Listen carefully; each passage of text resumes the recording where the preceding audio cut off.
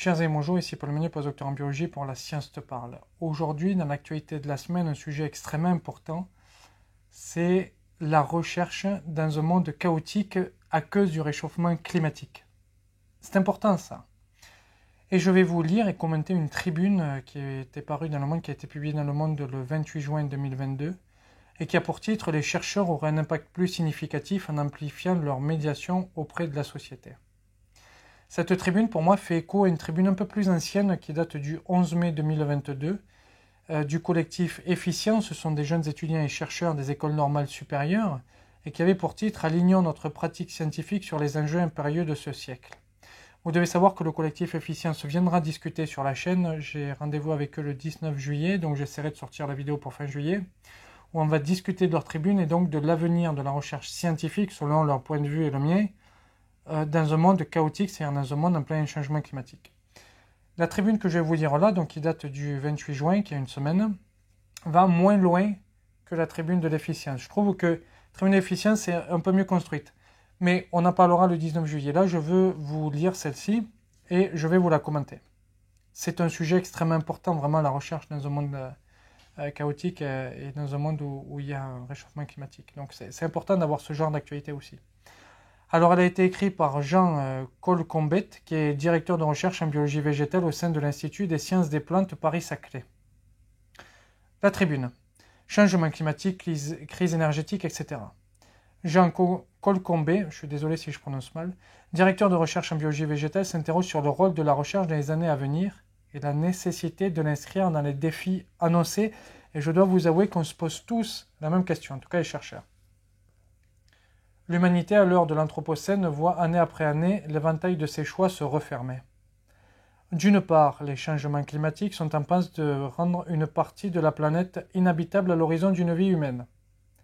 D'autre part, limiter ces changements signifie s'interdire d'utiliser les énergies fossiles, principaux émetteurs de gaz à effet de serre, et donc abandonner volontairement une composante majeure de notre confort.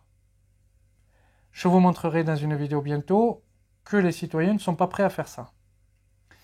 Je vais prendre des extraits d'un envoyé spécial, on va commenter les extraits et vous verrez que les citoyens ne sont pas prêts du tout à faire ça. Par ailleurs, même si l'humanité choisit de ne pas lutter, la consommation énergétique actuelle, à 80% d'origine fossile, donc en quantité limitée, atteindra un pic dans le siècle pour décroître ensuite. Il est donc inévitable que tôt ou tard, volontairement ou non, la société change en profondeur.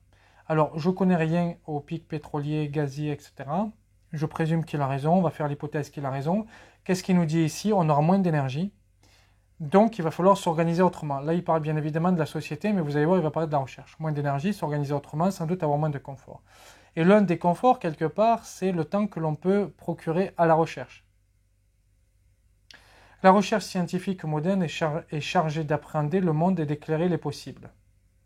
Cette mission prend une signification toute particulière quand la compréhension fine des causes et des effets devient vitale. Mais cette recherche si efficace et si utile s'est construite dans un monde en forte croissance bénéficiant d'abondantes ressources énergétiques. Aujourd'hui, seules les nations les plus riches y consacrent une part importante de leur PIB. Dans un contexte de restriction, la recherche sera probablement remise en question, victime d'arbitrages nécessaires à la réorganisation d'une société sobre ou de convulsions sociétales abruptes. Je pense que sur ce point, il a raison. Je pense effectivement qu'il y aura moins de budget de recherche, il va le dire plus tard. Mais je pense qu'on peut s'organiser autrement aussi pour en avoir au moins autant. Il parle par exemple des pays pauvres, je pense qu'il peut y avoir des organisations internationales, on va parler par exemple de l'Union européenne, avec des budgets de recherche communs. C'est en partie le cas, par exemple avec les ERC. Les ERC, ça finance beaucoup de recherche en Europe, c'est en partie le cas aussi avec les bourses Marie Curie. Mais peut-être qu'il faudrait agrandir ce cas-là. On en avait parlé d'ailleurs avec Alexander Samuel dans notre première vidéo sur la science. Il faudrait peut-être augmenter, j'allume la lumière pour que vous voyez mieux, il faut peut-être augmenter les budgets alloués et avoir de meilleures organisations de recherche internationale. Selon ce scénario, que pèse l'activité de recherche face au maintien de la sécurité alimentaire, d'un habitat chauffé, du système de santé, de la mobilité ou tout simplement d'un état de droit, nécessitant le financement des institutions parlementaires, judiciaires, policières et militaires. L'abandon de la recherche pour raisons budgétaires n'est pas un scénario lointain et improbable. C'est le choix déjà fait par de nombreux États quand les moyens sont limités. En appelant des actes forts et nécessaires à la stabilisation climatique, la recherche précipite sa fin ou au moins justifie sa refonte rapide à un niveau jamais vu auparavant. Encore une fois, je suis d'accord sur le fait qu'effectivement, il y a de moins en moins de sous dans la recherche, et ça tombe bien en fait que cette tribune sorte là, parce que je voulais vous parler de Dimitri, alors je ne me souviens plus son nom de famille, qui est le prix Nobel médaille Fields de mathématiques, qui est le prix Nobel de mathématiques, où la France est enorgueillie que ce garçon-là, alors ils sont 3 prix Nobel, c'est enorgueilli que ce garçon-là ait fait ses études en France et soit professeur dans une école parisienne. Il y a un point, c'est qu'il travaille en Suisse. Alors j'ai regardé ses publications un peu pour savoir comment, parce que dans les publications vous avez les affiliations, et j'ai vu qu'il y avait les affiliations France et Suisse, donc il fait partie des 2 labos. Mais de ce que j'ai vu par rapport à ce que l'Université de Genève a publié, il fait l'essentiel de sa recherche en Suisse. Et là, qu'est-ce qu'il nous dit, l'auteur, Jean Colcombet, c'est que finalement on va voir les budgets de recherche décroître parce que de fait on va avoir d'autres problèmes, notamment sociétaux, sécuritaires, des hôpitaux, etc. N'oublions pas une chose, lorsque l'on parle de ça, c'est que la recherche, c'est aussi une compétition internationale. Et plus vous donnez de budget pour vos recherches, moins vous allez avoir de fuite de cerveau, moins l'étranger va capter vos chercheurs, et plus votre économie se développera. Alors, j'ai dit précédemment qu'il fallait avoir des coopérations internationales. Il faut une balance entre la coopération internationale et le fait que, de toute façon, il y a une concurrence internationale, ne serait-ce qu'entre les chercheurs. Si vous avez un poste de professeur à l'université pour tel type de discipline, si vous êtes 15 candidats, il n'y en aura qu'un qui gagnera. Donc, vous avez une compétition à ce niveau-là. Vous devez avoir une balance entre collaboration et compétition. Est-ce qu'il est bon de diminuer les budgets de recherche? C'est ce qu'il nous dit, exactement ce qui se fait, il a raison sur ce point. Maintenant, réfléchissons, est-ce qu'il est bon? Absolument pas. Pourquoi? Parce que la recherche permet de résoudre des problèmes, parce que la recherche permet surtout de comprendre les problèmes, de créer de la connaissance qui permet de comprendre les problèmes. Est-ce que nous comprendrions le réchauffement climatique sans la recherche? Est-ce que nous comprendrions l'effondrement de la biodiversité sans la recherche? Est-ce que nous arriverions à soigner les humains sans la recherche? Non. Il est vital, et ça sera de plus en plus dur, et j'en suis conscient, et il en est conscient, c'est tout le sens de sa tribune, d'augmenter les crédits de recherche. Je vous donnerai quelques solutions que j'ai à la fin de la vidéo, mais qui sont des solutions personnelles, et je vous invite à discuter, bien sûr, dans les commentaires. Choix évident. Parce que les horizons temporels se raccourcissent et que les moyens vont s'amenuisant, le moment est venu d'arbitrer entre fronts de science de façon concertée et raisonnée. Certains domaines ont désespérément besoin de soutien, par exemple ceux touchant à la transition énergétique, la sécurité alimentaire, la compréhension des limites planétaires ou l'habitabilité de la planète. À l'opposé, il est légitime de se demander si une recherche conduisant à des solutions gourmandes en énergie et en ressources est souhaitable lorsqu'une certaine sobriété immédiate est un prérequis à l'objectif de rester en dessous des 2% d'augmentation de température. Il fait des phrases un peu longues et c'est un peu dur à lire, je suis désolé. Alors, qu'est-ce qu'il nous dit? Il nous dit que vous avez des recherches qui sont vitales et que peut-être on ne finance pas assez. Et le collectif Efficience nous dit un peu pareil dans sa tribune, où il nous dit qu'il faut une science qui soit plus connectée avec le citoyen, plus connectée avec les enjeux du XXIe siècle. Il nous dit exactement la même chose. Il faut que la science et la recherche soient plus connectées aux enjeux du XXIe siècle. Et je suis d'accord avec lui. Je suis d'accord avec lui, mais, et je mets un petit bémol, c'est que je crois que recherche gourmande en énergie ou pas est utile. Pourquoi? Parce qu'en fait, les réponses que l'on va donner aux questions que l'on se pose vont servir dans d'autres domaines. Forcément servir dans d'autres domaines. On peut parler de techniques qui sont utilisées maintenant un peu partout, mais qui ont été posées pour des questions particulières. Et si l'on regarde le développement de ces techniques qui ont été posées par des questions particulières, eh bien, on voit que c'est utile dans d'autres disciplines et pour d'autres problèmes. Donc, bien évidemment, il faut se concentrer sur les enjeux du XXIe siècle. On en parlera beaucoup avec le collectif Efficience.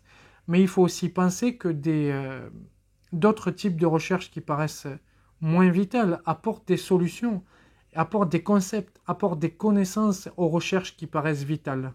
Il y a un continuum dans la recherche. Ce n'est pas des domaines séparés. Il n'y a aucun domaine séparé en recherche. Bien sûr, nous sommes plus ou moins focalisés sur un domaine de recherche. Nous connaissons beaucoup mieux un domaine de recherche. Moi, par exemple, la biologie et plus particulièrement la biologie humaine, et plus particulièrement l'endocrinologie.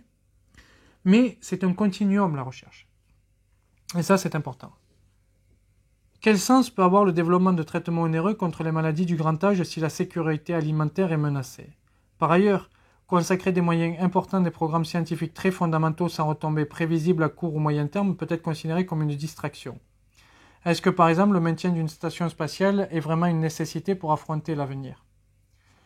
Là, je suis partiellement d'accord et partiellement contre. Pourquoi? Parce que, bien évidemment, il parle des maladies du grand âge.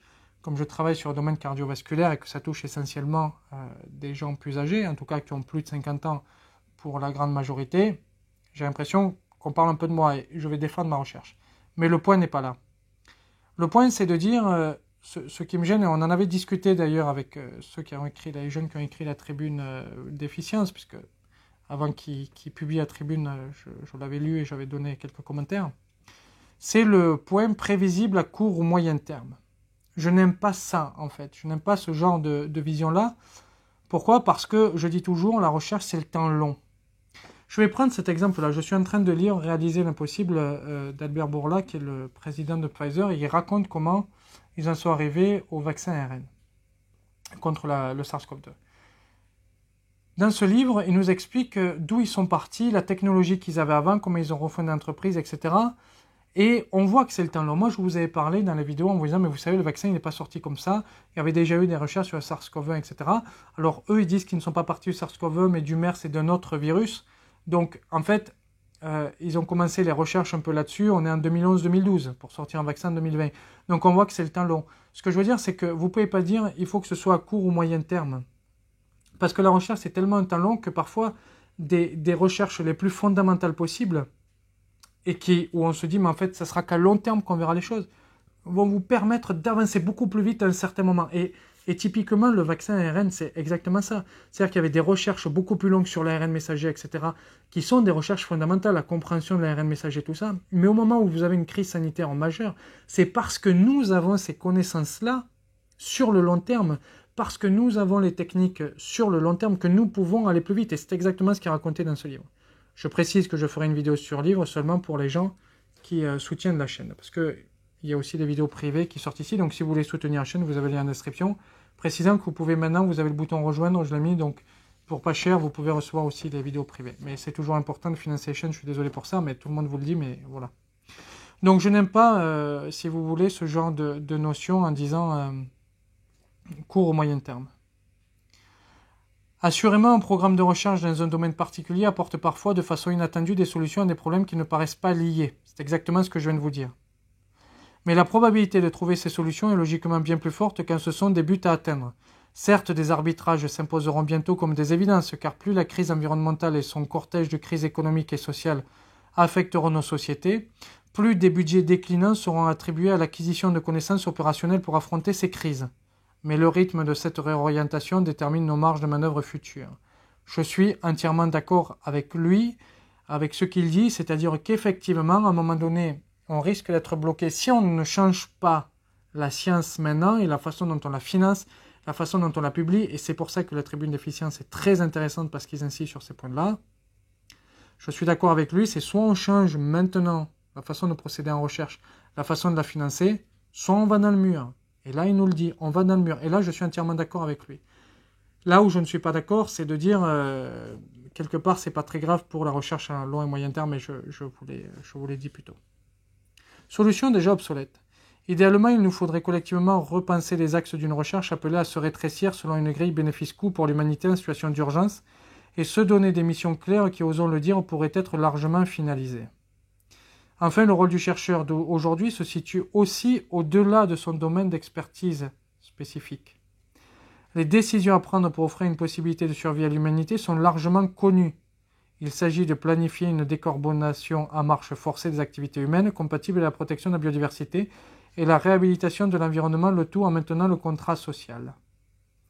Alors, je suis d'accord, il y a beaucoup d'autres solutions. Bien sûr, celles-ci sont les deux plus grosses, mais il y en a beaucoup d'autres de solutions. Le tout en maintenant le contrat social, Jean Covici nous dit bien que ça va être extrêmement compliqué. Extrêmement compliqué. Mais là, qu'est-ce qu'il nous dit? En fait, le chercheur doit penser à ça. C'est-à-dire que le chercheur doit se remettre dans la société et penser à ça et expliquer. C'est exactement ce que je fais avec cette chaîne. C'est pour ça qu'il faudra de plus en plus de vulgarisateurs scientifiques. Là, je suis d'accord avec lui. Et on arrive au point crucial, qui est le titre, en fait, de sa tribune. Or, les recherches menées actuellement dans les laboratoires pour affronter ces défis ne pourront apporter des solutions que dans quelques années, voire dans quelques décennies, dans une situation encore plus dégradée et difficile à rattraper.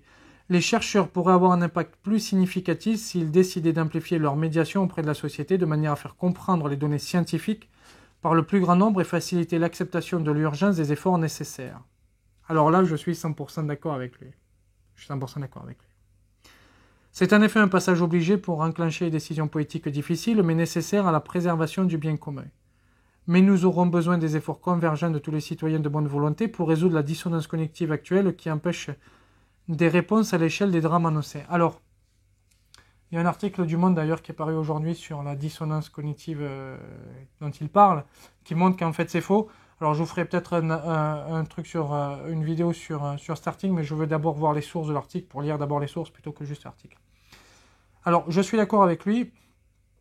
Il faut que le scientifique revienne dans la société et explique un peu les données scientifiques et fasse de la médiation scientifique, vulgarisation scientifique, journée scientifique, qu'on le dise comme on veut. C'est exactement ce que je fais sur cette chaîne, ce que beaucoup d'autres font aussi.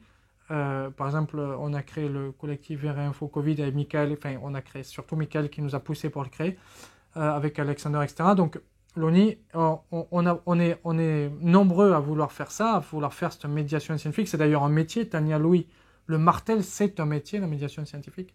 Donc là, je suis entièrement d'accord. Ce que je ne veux pas qu'on oublie, et peut-être que là c'est le catholique qui parle, plus que le scientifique, je ne sais pas, c'est que l'on remette l'humain au cœur de la machine. Il le dit à peu près, mais bien sûr, on parle de l'environnement, mais n'oublions pas que la recherche, c'est aussi et beaucoup pour l'humain.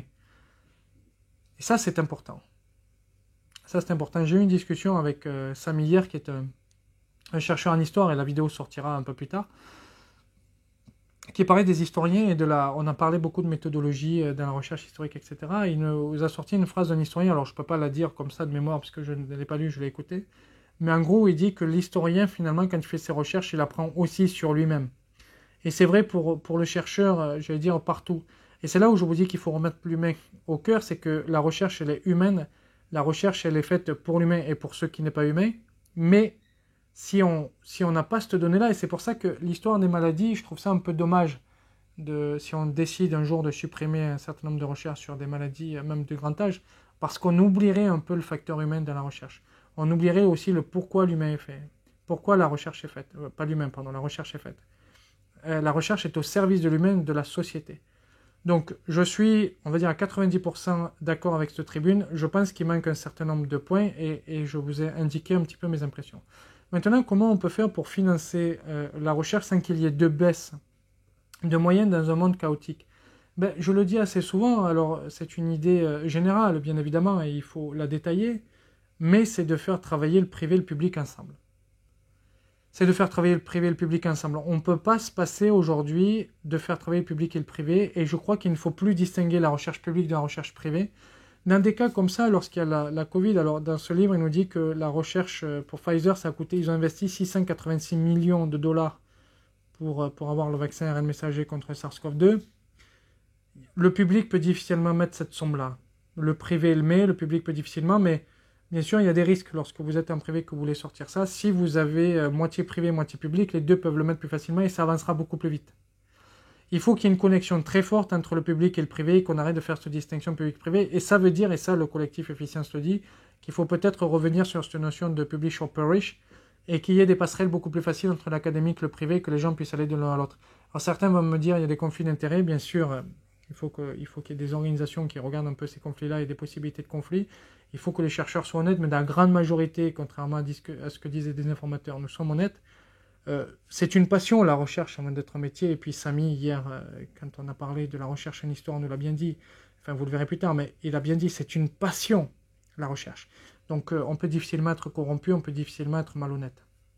Certains le sont, bien évidemment, mais il faut bien penser à ça. Donc, il faut bien penser au fait que c'est une passion. Donc, je pense que si on a des organisations publiques-privées, si on a une meilleure corrélation, déjà, on baissera moins les budgets de la recherche, et puis ça sera, il veut que ce soit un peu plus focus, l'auteur, ça sera un peu plus focus sur les enjeux, parce que les entreprises devront faire des bénéfices, mais il y a le fait aussi qu'on ne perdra pas les autres types de recherche parce que le public pourra, financer moins d'autres types de recherche, pourra aussi financer ça. Donc il faut toujours cet équilibre. Voilà, on va reparler de tout ça avec le collectif Efficience le 19 juillet, mais je pensais intéressant de revenir sur cette tribune. Vous me direz, vous, en commentaire, ce que vous en pensez. C'est vraiment un sujet extrêmement important. La recherche du 21e siècle, c'est vraiment un sujet important. Et c'est aujourd'hui, c'est maintenant, c'est les quelques années à venir, probablement avant 2050, qu'on va devoir définir ce qu'on va en recherche, qu'on va devoir définir une nouvelle organisation de la recherche publique et privée. Je vous remercie de m'avoir écouté. Je remercie bien sûr les mécènes, puisque vous savez que les actualités ne sont pas montées. Je remercie les mécènes, vous avez les noms en bas. Et si vous voulez vous aussi recevoir des vidéos privées, la prochaine parlera de ce livre-là. Et j'achèterai probablement celui de BioNTech aussi, que je pense sera intéressant, ça fera un complément. Si vous voulez recevoir la vidéo privée qui parle de ça, je vous invite à rejoindre la communauté de la chaîne. Je vous remercie, je vous dis à très bientôt. Au revoir, n'oubliez pas de partager, de liker, mettre un commentaire et de vous abonner si ce n'est déjà fait. Merci, au revoir.